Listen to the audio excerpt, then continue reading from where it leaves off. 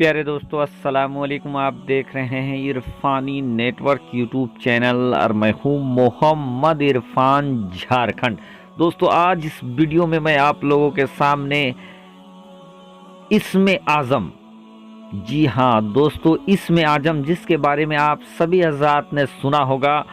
और इसमें आज़म को जानने और सीखने की ललक हर इंसान के अंदर होती है, हर मुसलमान के अंदर होती है। लेकिन दोस्तों, इसमें आज़म अल्लाह का वो कलाम जो कि पोसीदा है और किसी भी इंसान के पास या बड़े से बड़े आलिम के पास भी इसमें आज़म की जानकारी नहीं है। बहुत कम ऐसे हैं जिनके पास इसमें आज़म की जानकारी है, वरना इसमें आज़म को पोसीदा रख दिया गया है, क्योंकि इसमें आज़म में वो ताकत, वो कुव्वत, वो फजीलत है कि बड़े बड़े अल्लाह के वली भी इसमें आज़म की जानकारी किसी को नहीं दिए, बल्कि उसको पोसीदा रखे हैं ताकि इसमें आज़म पोसीदा रखे अल्लाह का वो कलाम इसमें आज़म। और इसमें आज़म में वो ताकत है दोस्तों कि जिसके अंदर इसमें आज़म का इल्म आ जाए उसकी दुआ कभी टलती नहीं है, और जो दुआ वो हाथों को उठाकर कर देता है, रब तबारक व तआला उसकी दुआ को मकबूल कर देता है। दोस्तों, इसमें आज़म की ललक और इसमें आज़म सीखने के लिए जब दो इंसान अल्लाह के दो वलियों के पास गए, फिर क्या होता है दोस्तों, सनसनीखेज वाक़या, आज इसमें आज़म से जुड़ा सनसनीखेज वाक़या आप लोगों के लिए लेकर आए हैं। तो वाक़या आप तक पहुंचाए उससे पहले आपसे रिक्वेस्ट करना चाहेंगे दोस्तों, अगर आप पहली बार मेरे यूट्यूब चैनल इरफानी नेटवर्क में विजिट कर रहे हैं तो जल्दी से मेरे चैनल को कर लीजिए सब्सक्राइब, साथ ही साथ बेल के बटन को ऑन कर दें और ऑल नोटिफिकेशन के ऑप्शन को दबा लें ताकि आने वाला हर वीडियो सबसे पहले आप तक पहुंच सके। प्यारे दोस्तों, आप सभी ने सुल्तानुल आरिफीन हज़रत बायजीद बुस्तामी रहमतुल्लाह अलैह के बारे में सुना होगा। एक इंसान जिसके जहन में इसमें आज़म सीखने की ललक पैदा हो जाती है, ये इंसान पता करता है कि आखिर इसमें आज़म किससे सीखा जाए, किससे सीखा जाए। तो किसी के जरिए इसको ये खबर लगती है कि सुल्तानुल आरिफीन हज़रत बायजीद बुस्तामी रहमतुल्लाह अलैह के दरबार में अगर तुम चले जाओ, बारगाह में, तो तुम वहाँ से इसमें आज़म की जानकारी ले सकते हो, इसमें आज़म सीख सकते हो। बहरकैफ दोस्तों, ये इंसान सफ़र करता है और हज़रत बायजीद बुस्तामी रहमतुल्लाह अलैह की बारगाह में चला जाता है और उनसे उनकी बारगाह में ये आलिज़ा पेश करता है कि हुजूर, आप हमें इसमें आज़म सिखा दे। जब इसमें आज़म की बात होती है तो हज़रत बायजीद बुस्तामी रहमतुल्लाह अलैह एक बार उसे टाल देते हैं, झिड़की मार देते हैं एक तरीके से। जब ये वाक़या उस इंसान के साथ होता है दोस्तों, तो वो इंसान कहीं जाता नहीं है, बल्कि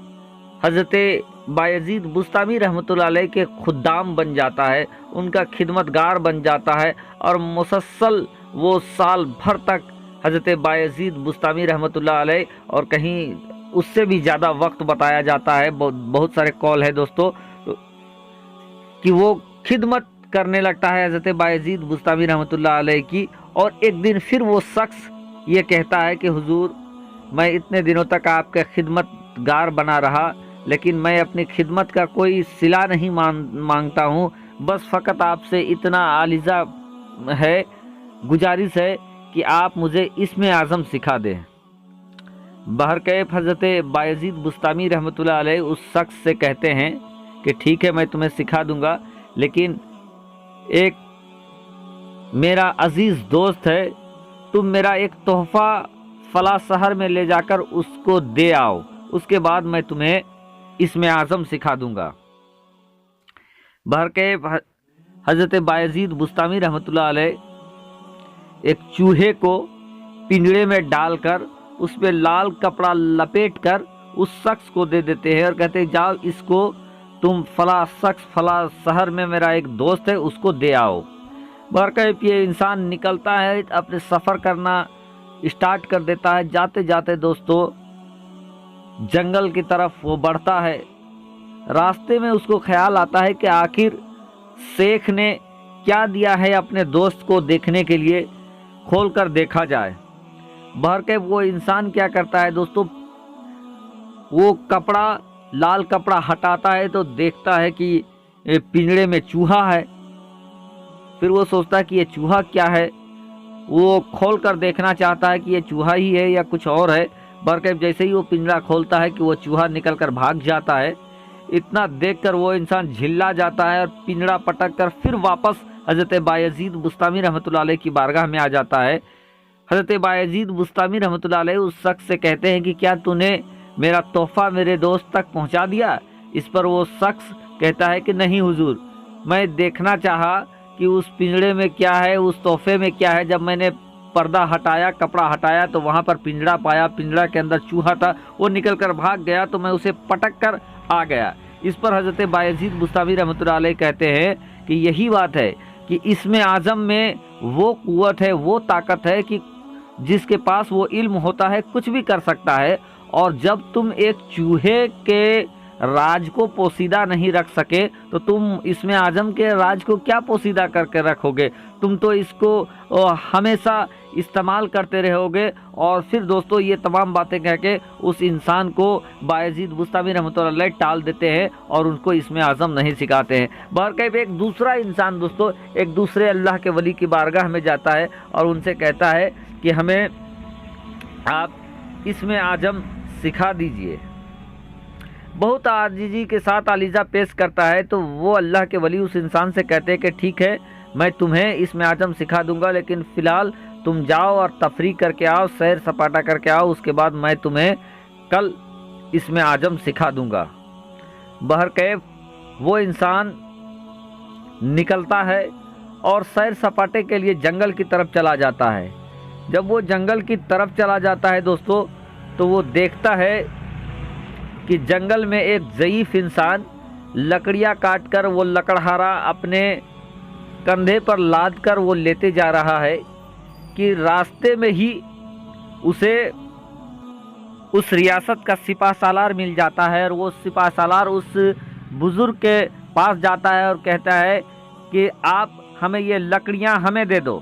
اس پر وہ بزرگ کہتے ہیں کہ برخوردار، یہ لکڑیاں تو میں آپ کو دوں گا لیکن اس کے عوض میں ہمیں پیسے چاہیے۔ تو پھر وہ سپہ سالار کہتا ہے کہ میں اس علاقے کا، اس ریاست کا سپہ سالار ہوں اور میں پیسے نہیں دیتا ہوں۔ اس پر وہ بزرگ پھر کہتے ہیں کہ میں مفت میں لکڑیاں نہیں دوں گا۔ اس پر دوستو وہ سپہ سالار غصے میں آ جاتا ہے اور اپنے سینکوں کا کہتا ہے کہ ان سے لکڑیاں چھین لو، اور بہرکیف ان سے لکڑیاں چھین لیتا ہے، اور وہ جو لوگ رہتے ہیں وہ اس بزرگ کو کافی مار پیٹ بھی کرتے ہیں، لیکن وہ بزرگ دوستو مار پیٹ سہ کر وہ خاموش رہتے ہیں۔ اس پر وہ انسان یہ سوچتا ہے کہ یہ لوگ کتنے ظالم ہیں جو اس بزرگ کو کے ساتھ اس طرح کا برتاؤ کر رہے ہیں۔ پھر وہ واپس لوٹ کر آ جاتا ہے اپنے شیخ کے پاس اور وہ پورا ماجرا بتاتے ہیں کہ